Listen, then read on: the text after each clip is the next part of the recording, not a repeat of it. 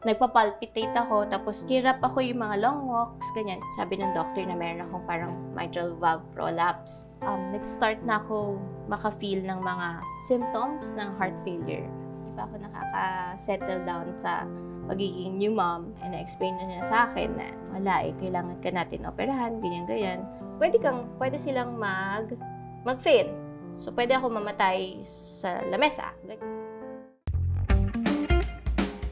Alam yung mga lalaki, pag sinabing, magkita tayo for closure, huwag kayong maniniwala sa mga ganun. Para akong biggest achievement at the same time biggest disappointment. Hindi iba pala yung feeling. Ano ba yan? Kasi naman wala pang 5 minutes. Pero nagsisigawan kami lahat sa video call. Kasi siya, ganito, ganyan. Eto pa, wait lang.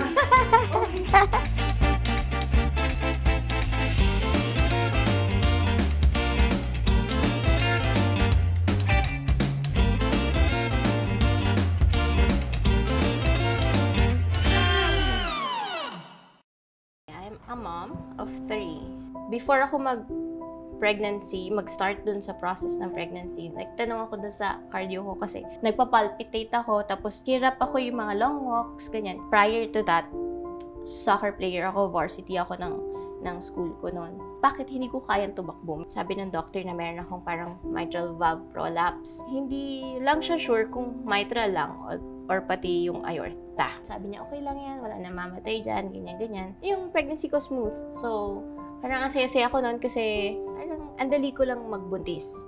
Okay, so nung mga anak na ako, ang tagal na labor ko. Bali, inabort ako ng 14 hours. Hindi ko alam, nag-uusap sila kasi syempre hindi ako binabutter, diba? So, nandun lang ako sa labor room, nakahiga. Tumataas daw yung BP ko. So, pinatulog nila ako. One shot. Nung nagising na ako, eventually, hindi pa rin daw enough yung dilation ko. Tinurukan ulit ako na isa pa. So, parang twice ako natulog ng sobrang haba. So, nagle-labor ako ng tulog. So, yung mga 3 hours before, sabi nila parang, parang feeling namin, kailangan mo na lumipat ng hospital, ganyan. Kasi yung OB ko, natatakot na. Kasi nga, yung, parang na yung heart ko, may something wrong daw, parang ganyan. So, ayaw nila sabihin sa akin talaga kasi syempre, di ba, baka magpanik ako, ganyan. Pero sa totoo lang, nung time na yun, naalala ko, ang saya-saya ko lang, hay na hay ako. Ayun, tapos, chinek nila ako, IE, ganyan. Pag check nila, okay na, 8 cm na ako. So, dali-dali silang nagpunta sa operation room. Sobrang dali lang, as in, 2-3 ere, lumabas na siya. Tapos, ang tagal ko na sa recovery. Eventually, nakalabas na kami, nakauwi na kami sa bahay, ganyan. Okay naman na lahat. Tapos, parang 3 months after, doon ko na nafe-feel yung nagbe-breastfeed ako pero wala lumalabas. Kasi nga, sa pagkakaintindi ko, kasi hindi healthy yung body ko. So, yung breast milk ko, not enough. Tapos, nag-start na ako maka-feel ng mga symptoms ng heart failure. So, gigising ako sa madaling araw. Pawis na pawis talaga. As in, hingal na hingal. Parang ako nag-jogging. Hindi ko na kaya. Dalhin niyo ako sa doctor. So, nagpa-check up ako ulit. Binigyan ako ng gamot. Itong cardio ko na to, parang hindi niya na-address yung sakit ko ng right on. Parang ganon. So, yung binigay niya ng gamot, nag-worsen yung situation ko. Parang from this level, biglang ganon kaagad. Parang 2 weeks after nun, hindi na ako makahinga. So, isang subo pa lang, sumusuka na ako. Ganun kagrabe na. Tapos, hindi na ako makatulog sa gabi kasi every time nahihiga ako, para ako nalulunod, meron na siyang fluid na napupunta sa lungs ko. Ganun na yung feeling. Tapos, nakakatulog lang ako sa morning pag maraming tao, tapos nakaupo. Hindi pa ako nakaka-settle down sa pagiging new mom. 1 week umiiyak ako kasi hindi ko nga siya mabigyan ng milk. Kasi dry na yung lips ng baby ko. Sabi ko to sa husband ko, iyak na ako na iyak, di ba? Takbo ka sa Mercury, bili ka ng milk, please. Sabi ko ganyan, kasi hindi ko na talaga, ayoko nang makita siyang umiiyak. Tapos, syempre, pag umiiyak siya, wala kaming tulog, ganyan. So, dumating sa point na yung mom ko nag-work, pero sa gabi, nasa kanya yung baby ko. Para makatulog lang kami ng husband ko. Kasi yung husband ko naman, tumigil siya mag-work to take care of me. Ganun kalala yung nangyari noon time na yun. Nag-decide kami ng husband ko na, try natin ng ibang doctor. Pagpunta namin, chinek up ako, ganyan, mga test, 2D echo, ganyan. Hindi na ako pinauwi. Kasi sobrang lala na ng heart ko. Hindi na nila ako gustong pauwiin. Kasi pag heart siya, para ka talagang sinasakal. Yung fingers ko, tingling sensation, fingers and feet. Tapos, kasi wala na siyang dugo. So, wala akong color. Lips ko, walang color. Talagang pale. Kasi, yung heart ko nag-enlarge na. So, yung blood flow, nandun mostly sa heart.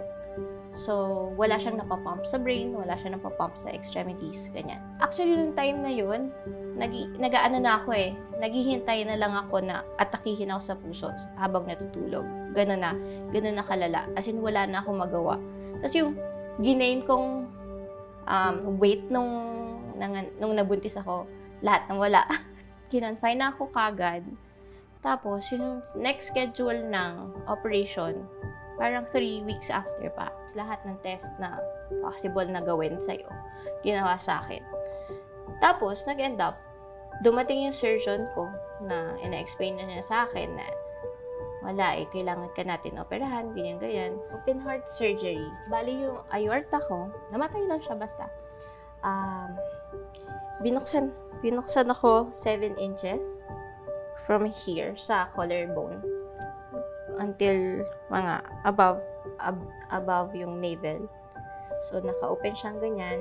My heart has to stop para maoperahan niya yung heart ko. So, naka-life support, ganyan. Okay, so yung operation ko, valve replacement. So, yung mismong valve na sira, pinalitan nila ng metal. So, ngayon, yung heart ko, tumutunog. Sa simula, sobrang nakakairita siya. Kasi talagang everywhere, parang may tick-tick-tick. Binayopsy yung valve na tinanggal. So, wala namang other nakita, kundi lang talaga namatay siya. Ang ni-rule nila is inborn.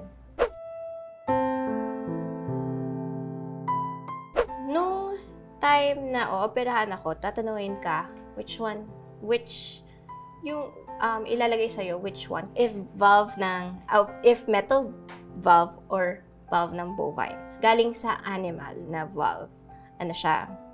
Hindi mo kailangan mag-maintenance after. Kasi para siya, tissue siya na ilalagay sa'yo. Yung metal naman, since metal siya, foreign object siya sa body mo. So, yung immune system mo, aatakihin siya as a foreign object. Kailangan mo mag-maintenance na medicine. Kung kunin ko yung bovine, mangyayari niyan, possible na mamatay ulit yung valve after how many years. So, another surgery. Noong time na yun, kakastart lang ng family ko.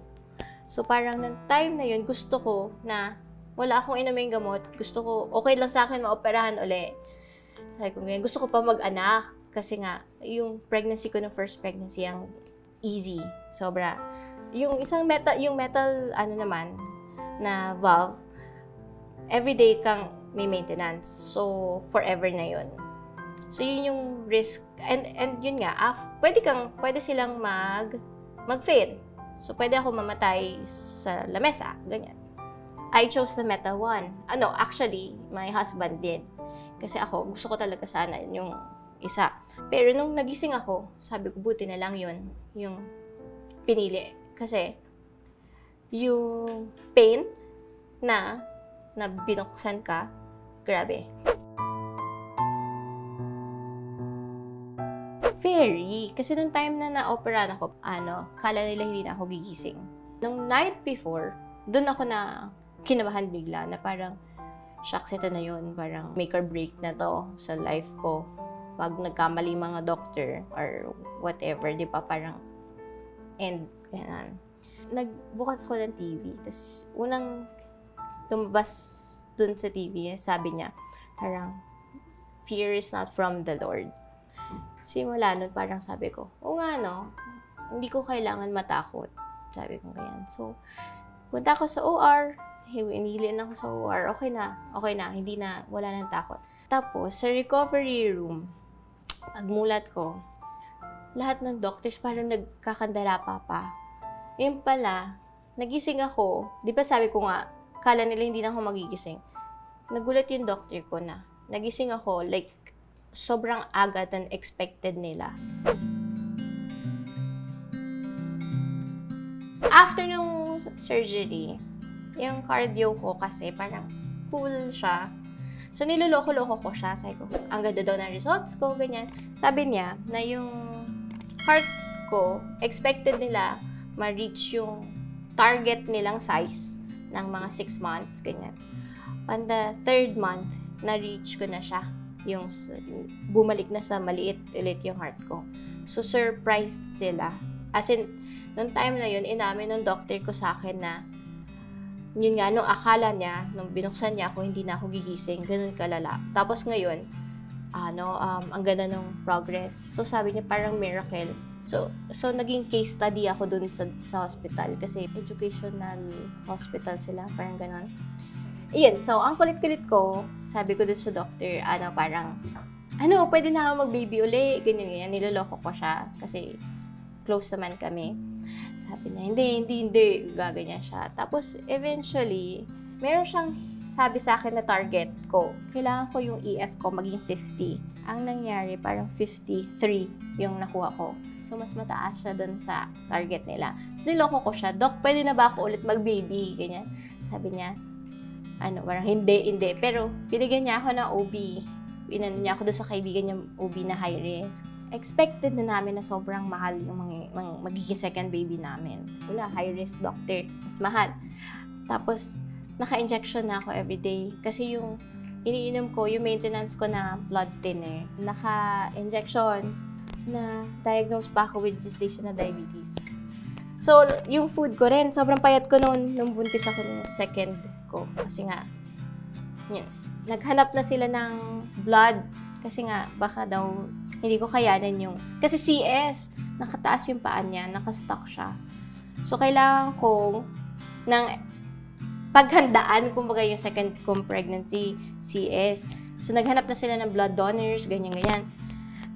Tapos, on the day, wala nangyari.